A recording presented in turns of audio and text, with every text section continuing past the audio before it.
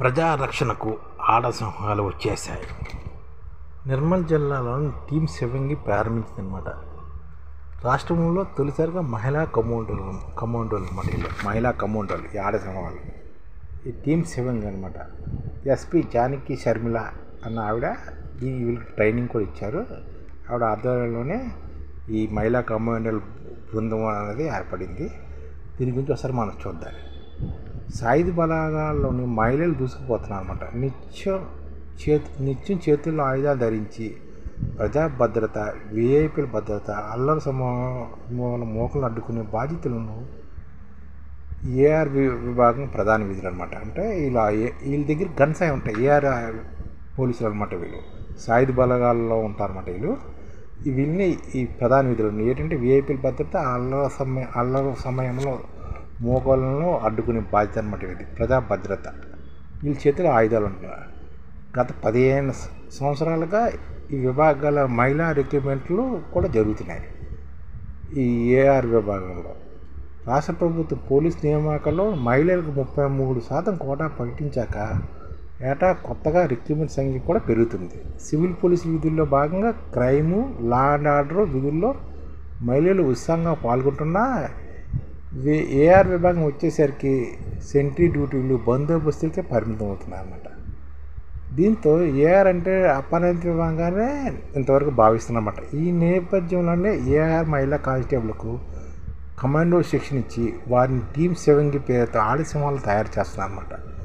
Nirmal SP doctor Janaki Sharmila గారు ఈ విషయాన్ని టీమ్ 7 లాంఛనంగా ప్రారంభించారన్నమాట. ఇదివరకు నారీశక్తి పేరుతో మహిళా పోలీసులు, సివిల్ అనమాట అన్ని విభాగాల్లో పనిచేసేలా తర్ఫీదునిచ్చిన నిర్మల్ జిల్లా ఇప్పుడు మరో ముందడుగు వేసి వీళ్ళని టీమ్ 7 ఏర్పాటు చేసిందన్నమాట. వీళ్ళు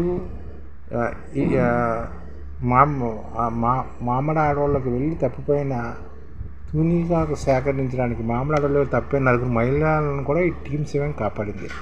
అడవుల్లో సహజ గాలింపు చర్యలు చేపట్టి వాళ్ళని రక్షించుకోనమాట.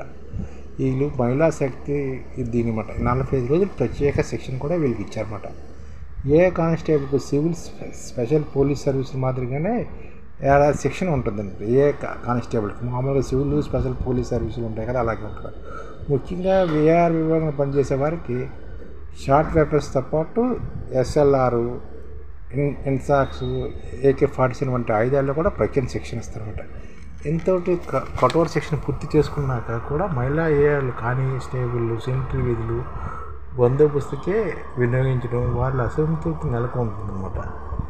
కమాండో తర శిక్షణ ఇస్తే పురుషులతో సమానంగా కూబింగ్, రెస్క్యూ ఆపరేషన్లో వారికి 45 రోజుల పాటు ప్రత్యేక శిక్షణ ఇచ్చి వర్టికల్ రోప్ క్లైంబింగ్, యుద్ధ తంత్రాలు, పేరు పదాలను గుర్తించి వారిని నిర్వీర్యం చేయడం, నిఘా వంటి అంశాల్లో తర్ఫీదు కూడా ఇచ్చారన్నమాట. ఒక విధంగా చెప్పాలంటే గ్రహణ స్థాయిలో మహిళా కమాండర్లను ప్రత్యేక శిక్షణ పొందారన్నమాట. గ్రహణ తరహాలో ఇప్పుడు ప్రస్తుతం ఎలా ఉన్నదంటే ఏఆర్లో పనిచేసే చాలామంది మహిళా పోలీసులు రొటీన్ డ్యూటీలలో విసిగిపోయి ఉన్నత కులుల కోసం పరీక్షలు రాస్తున్నారన్నమాట. అంటే కొంతమంది పోటీ పరీక్ష సాధించి ఉద్యోగాలు కూడా మారుతున్నారు. ఇందుకు కారణాన్ని అన్వేషించిన తర్వాత పురుషులతో సమానంగా విధులుంటే వృత్తి పట్ల అంకితభావం ఉంటుందని గ్రహించి టీమ్ 7 ప్రాజెక్ట్ ప్రారంభించారన్నమాట. ఇప్పుడు హైదరాబాద్లో క్విక్ రెస్పాన్స్ టీమ్స్ అనమాట, QRT ఎలా ఉన్నాయో అలాగే నిర్మల్ జిల్లాలో టీమ్ 7 కూడా పనిచేస్తుందని చెప్తున్నారు అనమాట. ఇది వీళ్ళకి కూడాను. అలాగే శంషాబాద్ ఎయిర్పోర్ట్లో కూడా మహిళా కమాండోలు తిరుగుతున్నమాట. ఇక్కడ నుంచి బాధదాగి మహిళా కమాండోలు కూడా ఉంటారన్నమాట. ఎయిర్పోర్ట్ ఎప్పటి వరకు CISF మహిళా కమాండోలు పాస్పోర్టు, లగేజ్ తనిఖీలు వంటి విధులు నిర్వహించేవారు.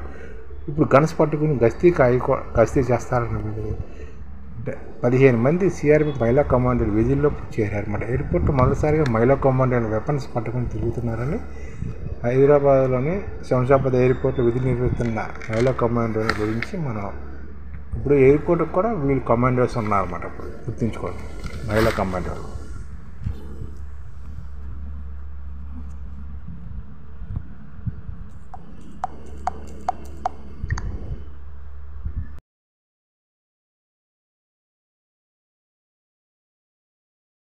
ఈ ఛానల్ ముఖ్య ఉద్దేశం ఏంటంటే మన తెలుగు రాష్ట్రాల్లో 1 కోటి మందికి సంఘటిత రంగాల్లో ఏ విధంగా ఉద్యోగాలు ఇవ్వవచ్చు, కనీస నెల జీతం 30,000 వరకు ఏ విధంగా ఇవ్వవచ్చు, ఏ విధంగా చేస్తే ఉద్యోగాలు సృష్టించబడతాయో వివరిస్తూ ఈ ఛానల్లో వీడియోలు వస్తాయి.